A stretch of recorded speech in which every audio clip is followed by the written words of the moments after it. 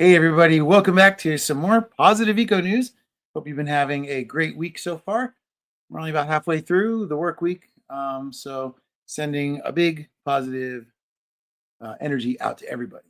So, we haven't been on for a few days. We've been working on another project that we're really starting up right now to talk about what's happening with elephants worldwide. And it brings us to our topic today. And today's positive eco news is really amazing. They are starting the first animal rights law class in Ireland at the university at Galway.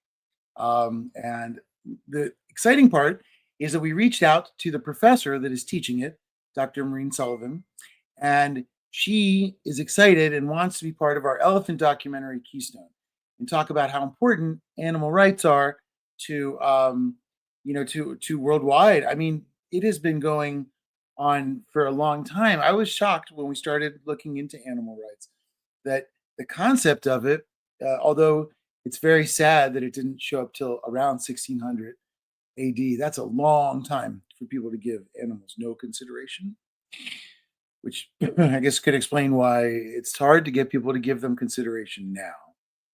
As a vegan, we see that a lot. People, so much pushback, but it's really fascinating. We were looking at it, and it says the first animal cruelty legislation was passed in 1635, and that prohibited tearing wool off of living sheep. So imagine the fact that people had to have a law to be told that is wrong, to stop doing that. This is what we have to battle against. And that's why education is so important. That's why this adding more of these classes is critical. There are a lot of universities and facilities that do teach animal right law all around the world. So it's an important topic, especially around the 60s and 70s. It really started to pick up. We also found that Lyndon Johnson signs the Laboratory Animal Welfare Act into law 1966. Now, it's interesting because that's animal welfare versus, say, animal rights. But either way, animal law covers both. So education is going to be so important. And here we can see the first course on animal law in an Irish law school made available. So exciting. So every country needs to be considering. Now, Ireland just recently decided against keeping elephants in captivity, which is it's a step forward. But Ireland ended up shipping their elephants to the Cincinnati Zoo.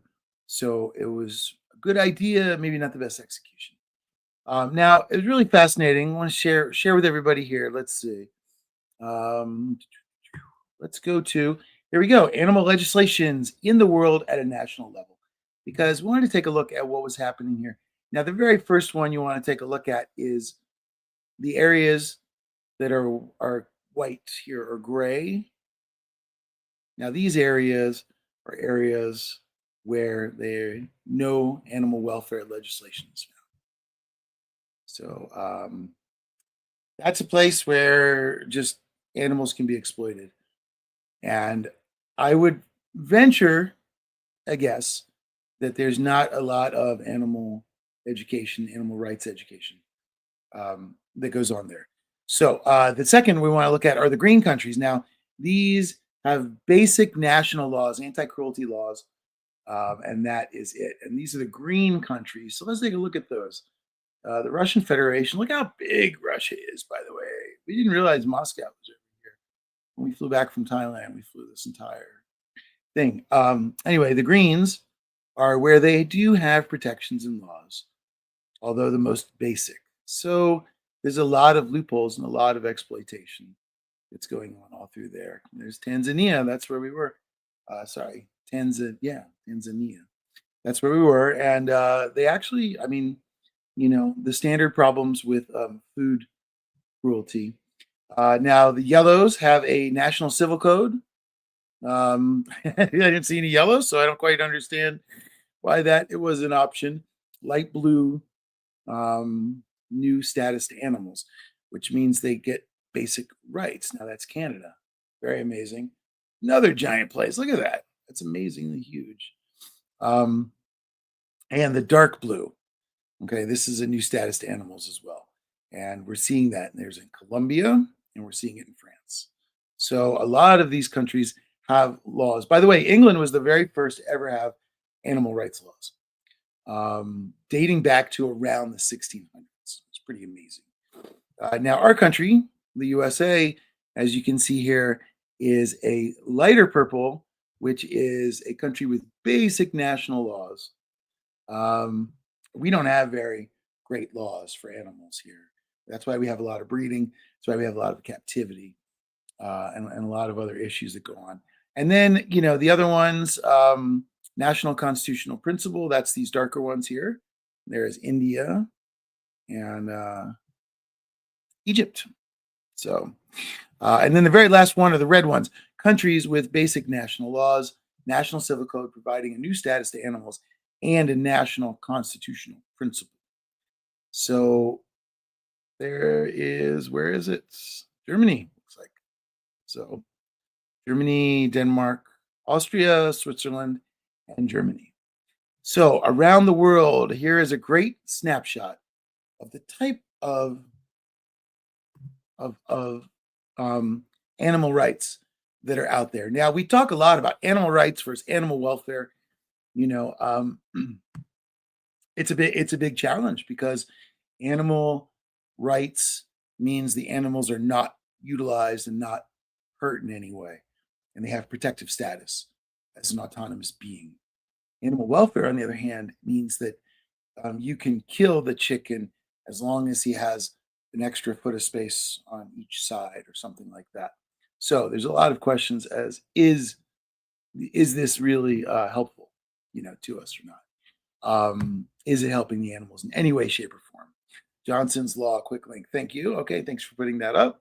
And that was put up by our wonderful producer, Sierra Williams, who's off camera, but making sure the show runs. So yeah, that we wanted to talk about. The more education we have, the better future for animals. It's just that simple. So here today, we celebrate one more law class going up, one more country educating its younger generation, its younger students in a new way, a way that brings empathy, kindness, and love as a re-examination in our relationship to the animal and the natural world around us, which we have to start respecting. And respecting is where it all starts. So thank you, Dr. Maureen Sullivan, for starting this professor.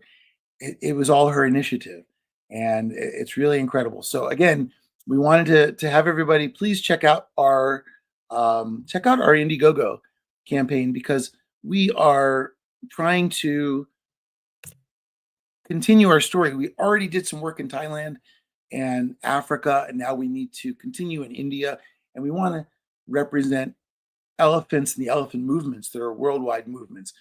Elephants like Lucy that are stuck in the Edmonton Zoo, where these amazing activists like Julie and Pam and Yvonne are fighting every day for awareness and education. And they are making a big difference for Lucy and getting a lot of movement on there. And there's a lot of other people working on it as well. As a matter of fact, a documentary just came out on Lucy. It's playing in Edmonton right now, and hopefully will be online to stream for everybody very soon. Because we need to learn. We need to learn about what's happening. Captivity, we know as a whole, is a problem. And the only way to battle captivity is education. The only cure for tradition is education. Because we have to change things as they move forward. We can't live as if it's 1600. And if we're going to, we have to make sure it's at least after 1635, when we're no longer allowed to pull wool off of sheeps. Again, crazy that we had to be told no on that. Humans should have a moral compass that's installed in them. And unfortunately, not everybody. Some people are rudderless, but animals deserve respect, and they share the world with us. Hey, Kelly, nice to see you today. Thank you for joining. And great, we're really happy to always share good news. So, and by the way, if anybody has good news, please send it in. So anyway, we always have to talk about the bad part to talk about why the good news is good news. And this is great news. The more education, the more conversations, the more we can all understand how we can change things. And the other thing is, we don't really think that the solutions are quite there yet. So these educational classes will start to challenge students to think in a new way. And if we can do that, we can find new solutions that we haven't even thought of yet. It's solutions where the animals come first and profit comes second, as opposed to now. And we can do it. So great news today. Very excited about this new class, and very excited that this professor is willing to sit down with us and be part of Keystone. We want Keystone to be the definitive elephant documentary. We want to speak for all the elephants around the world. We've been lucky. We've been able to participate in some elephant rescues. We've been able to see some of the most ethical sanctuaries out there. We've seen some of the cruelest things out there as well with illegal logging. But overall, elephants can still occupy a place in our world. It's going to take some work from us, but we can do it. And the first step comes through education. So thank you, Professor, for starting this program. Thank you, Ireland, for taking up this cause. And thank you, everybody, for joining in today. Positive Eco News. We're going to be back tomorrow. We're going to keep talking about positive news.